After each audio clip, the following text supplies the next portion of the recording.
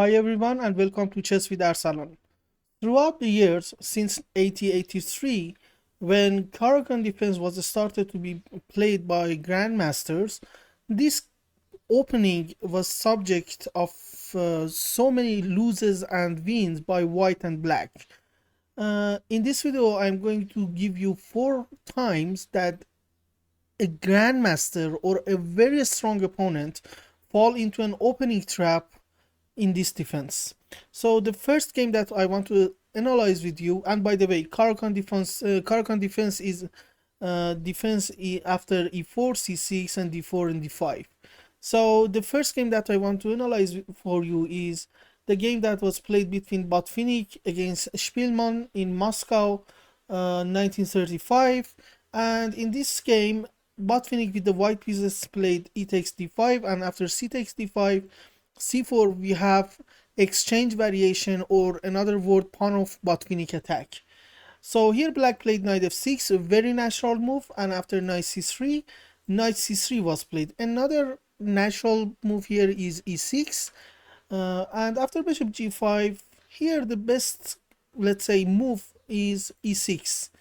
But black Spielmann played queen to b6, and after an excellent move by Botvinnik, c takes d5, here black made a decisive mistake. He played queen takes b2, and by this move, black is literally lost in this position. Instead of queen takes b2, if we go back one move, black could have played knight takes d4, but after knight f3, knight takes f3, queen takes f3, of course this is not an optimum position for black, but black is still in the game.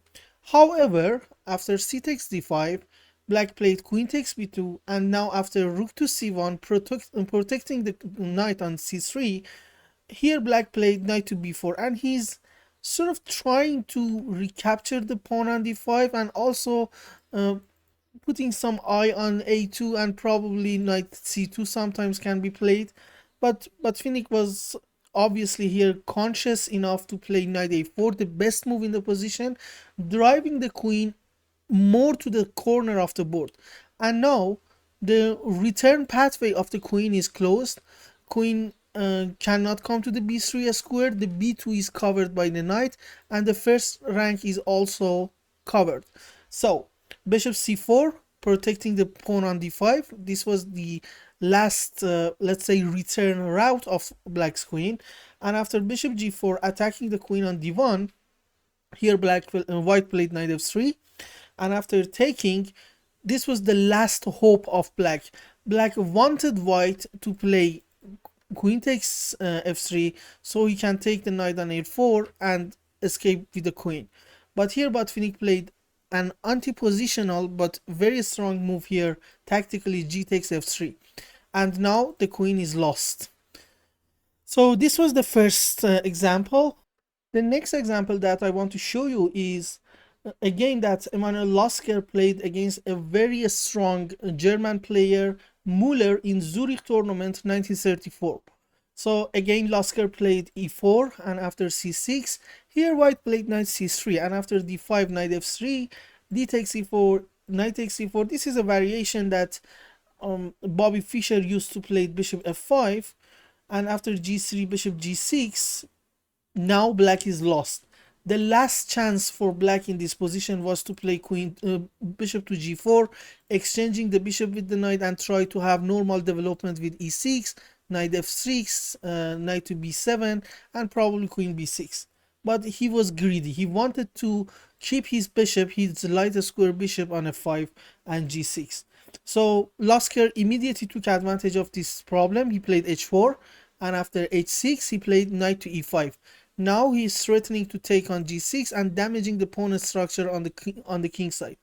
So white here, black here has to play bishop h7, and after queen to h5, creating the threat of mate on f7, leaves black with no choice but to play g6. And now queen returns to f3, reinitiating the threat on f7, which forces black to play knight f6. There is another alternative here, of course. Black can play queen to d5, protecting the f7 square, but this loses to queen takes d5, c takes d5, and after bishop b5, black is in big trouble. If he plays knight f7, then the knight can simply be taken. If he plays knight c6, then after taking on c6, taking on c6, and bishop takes c6, both king and the rook on a8 will be in attack at the same time. Another thing is to play queen to d8, but this one also loses to knight takes f7 check and losing the rook on the corner on h8. So basically after queen to f3, knight f6 is rather forced, and now queen to b3 attacking the b7 square and again reinitiating the threat on f7 and mate on f7. This time black has to play queen takes queen to b5, and now queen takes b7, queen to e5 check, bishop e2, and now the rook in the corner is lost. The bishop on h7 is not a very good bishop because its diagonal has been closed with the pawn on g6, and after queen to d6, queen takes a8. Here Lasker played queen to c7.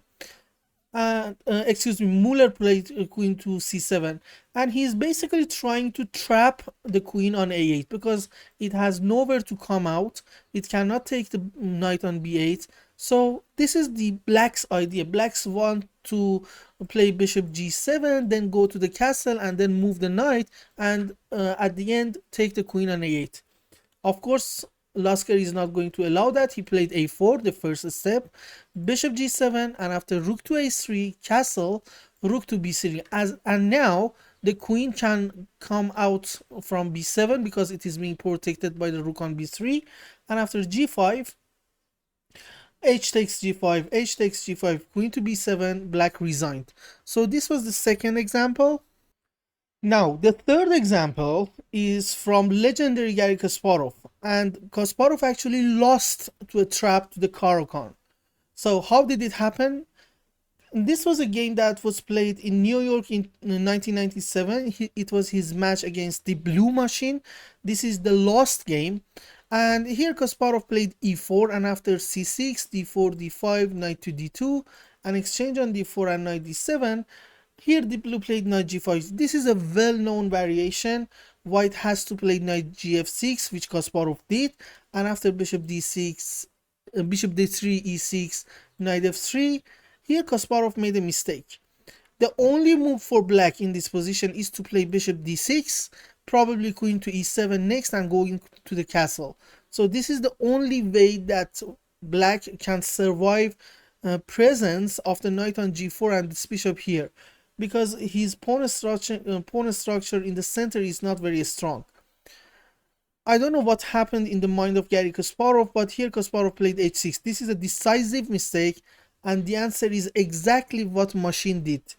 Machine here played knight takes e6. Now, there are two choices for black. Number one is queen to e7, which was not played, and f takes e6, which was played by Garry Kasparov. So let's first analyze the one that Kasparov did not play. He played here, excuse me, queen e7, which was not played, is an option. And after castling, first of all, you cannot take the knight because rook to e1 loses the queen because of the pin. So after f takes, bishop g6 pops up in the position, and after king to d8, bishop f4. Now, b5 is a possibility here, and after a4, for example, bishop b7, rook to e1, attacking the pawn on e6, knight d5, and here bishop g3 actually wins. And basically black's position is actually damaged here beyond being repaired. So the king cannot castle, it's stuck in the center, it cannot go to the king side nor queen side. King side, of course, is very obvious why he cannot go to the king side, but even if black tries to do some sort of artificial castling by playing king to c8, then he will face something like a takes b5, c takes b5, queen to d3, and after bishop d6, bishop f5, e takes, rook takes, bishop takes, and c4, and this is lost for black. So this was something that Kasparov did not play. It happened in another game. But after knight takes e6, Kasparov played f takes e6, and this allowed machine to play bishop g6, and after knight to e7, he is literally lost in this position. Few moves later, Kasparov resigned this move. This was the third example that I wanted to show you. The last one happened in Linares. And usually when we talk about Linares tournament, we are talking about a very high class, high end chess, and this Linares 1998 was no exception. And this game that I wanted that I want to show you was played between John Nunn and Georgiev in Linares 1998. And John Nunn, very well known English grandmaster, he played e4, and after c6, d4, d4, d4, d5, knight c3, he played d takes c4, and after knight takes c4, knight d7, knight g4, knight g5. Again, the same variation that we have seen in Kasparov's game. And here h6 was played, and after knight to e6, here the best move for black is to play queen to b6.